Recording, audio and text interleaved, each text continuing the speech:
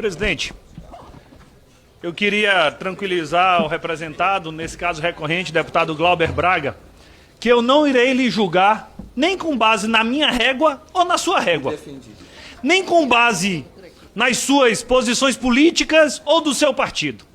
Eu irei lhe julgar usando a seguinte régua, a Constituição Federal. Usando outra régua neste caso, tá aqui, ó, Código de Ética da Câmara dos Deputados. Esta será a minha régua. E eu digo isso porque o papel da CCJ não é político. Este papel é muito mais jurídico neste momento.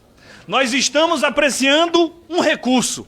A decisão de mérito ficou lá no Conselho de Ética.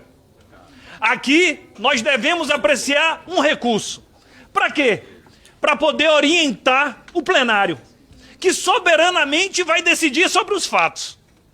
Mas nós não podemos permitir que, se houver uma ilegalidade, nós não nos manifestemos, para que o Conselho de Ética tenha a oportunidade de tomar uma decisão correta.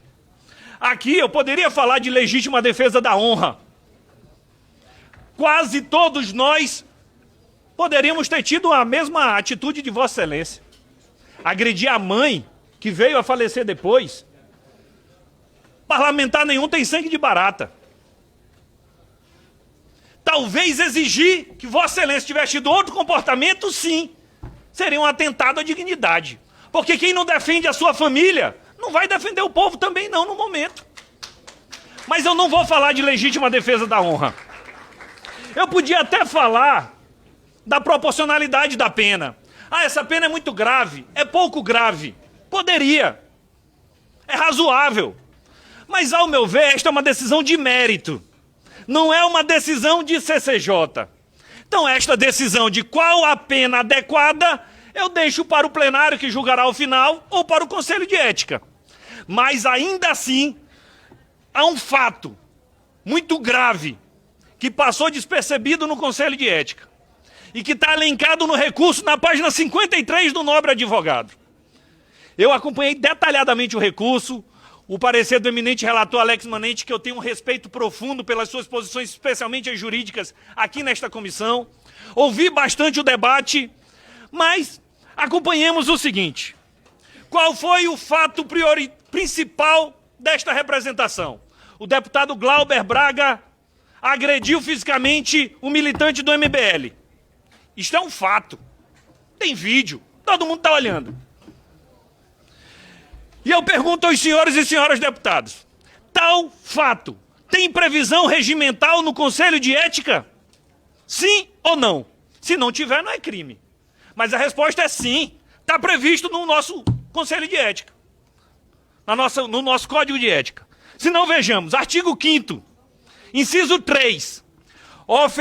Praticar ofensas físicas ou morais nas dependências da Câmara dos Deputados.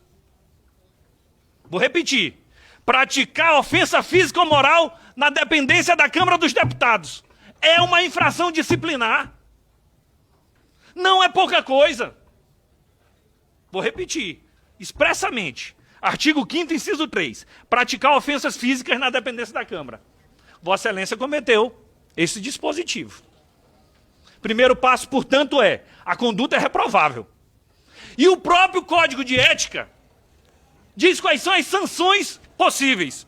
Aí nós vamos para o artigo 10º. Artigo 10. São as seguintes penalidades aplicáveis por conduta atentatória ou incompatível com o decoro parlamentar. Censura verbal ou escrita. Suspensão das prerrogativas regimentais por 6 meses. Suspensão do exercício do mandato por 6 meses. Perda de mandato. Essas são as 4 punições.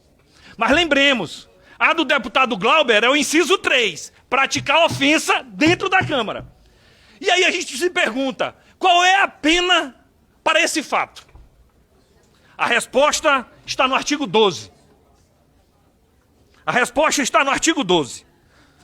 A censura escrita será aplicada pela mesa, por provocação do ofendido, nos casos de incidência nas condutas previstas no inciso 3 do artigo 5º. Vou repetir. O Código de Ética diz que quando há uma ofensa dentro da Câmara dos Deputados, cabe a sanção de censura grave. Censura escrita. Eu acho essa pena leve. Mas é o que está no nosso Código de Ética. E que, portanto, é a régua que nós devemos usar nesse momento. Nem para a esquerda, nem para a direita. Sigamos a pena prevista. E aí eu me perguntei, esse caso é evidente que o crime, que a infração cometida pelo deputado Glauber está no inciso 3 do artigo 5º, praticar ofensa física na dependência da Câmara. Mas por que o relator aplicou outra pena, a de perda do mandato? E aí é que vem a nulidade do processo, no meu modo de ver. Não há fundamentação da dosimetria da pena por parte do Conselho de Ética. Vou repetir.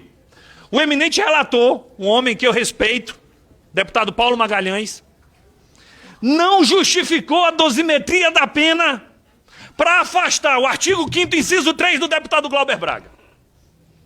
Você é um juiz, se depara com um ato ilícito, você vai escolher a sanção. Tem várias sanções. Para você escolher uma e não a outra, você fundamenta. Fundamentar a decisão da dosimetria da pena é uma garantia para quem está sendo julgado. Faz parte do devido processo legal. Faz parte da ampla defesa. Sem essa fundamentação, a gente fica sujeito ao arbítrio do julgador do momento. E o julgador do momento sempre muda, inclusive de lado e de coloração partidária. Por isso que a lei vem para proteger a sociedade. E a lei exige, julgador, fundamente porque você escolhe uma pena e não a outra. E não há, no voto do eminente relator Paulo Magalhães, a fundamentação para afastar a pena de censura escrita e escolher a pena de cassação. Esta é uma nulidade, se fosse no direito, insanável. Insanável. Em casos extremos de nulidades insanáveis, até o judiciário pode ser instado a se manifestar. Não desejo. A judicialização da política é péssima. E prevendo isso, é que o nosso regimento interno e nosso Código de Ética Parlamentar diz, ei, quem recorre, quem se manifesta contra eventual nulidade no Conselho de Ética é a CCJ.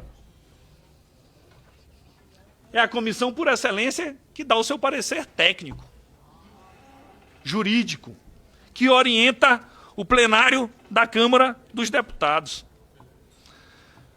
Sendo assim, eu reconheço o ato ilícito do deputado Glauber Braga quando ele agride um militante do MBL. Eu até entendo que poderia caber a legítima defesa da honra neste caso e dizer que outra conduta não era de se esperar de nenhum de nós parlamentares. Mas não é o que está sendo apreciado nessa comissão. O que está sendo apreciado na comissão é a falta de fundamentação na dosimetria da pena por parte do relator, deputado que eu respeito, Paulo Magalhães. E o nosso eminente relator, Alex Manente, não entra nessa discussão da fundamentação do Conselho de Ética. Concordo, parte do recurso tem que ser rejeitada, a maior parte, mas sem fundamentação. O plenário não pode se manifestar. E alguém pode dizer, não, deixa que o plenário decide. Negativo. A obrigação da Comissão de Constituição e Justiça é emitir o parecer técnico, dizendo se no processo há nulidades ou não há nulidades. Rubens Pereira Júnior, eu já conhecia as qualificações de Vossa Excelência como político e deputado. Confesso que não conhecia as qualificações de Vossa Excelência como advogado.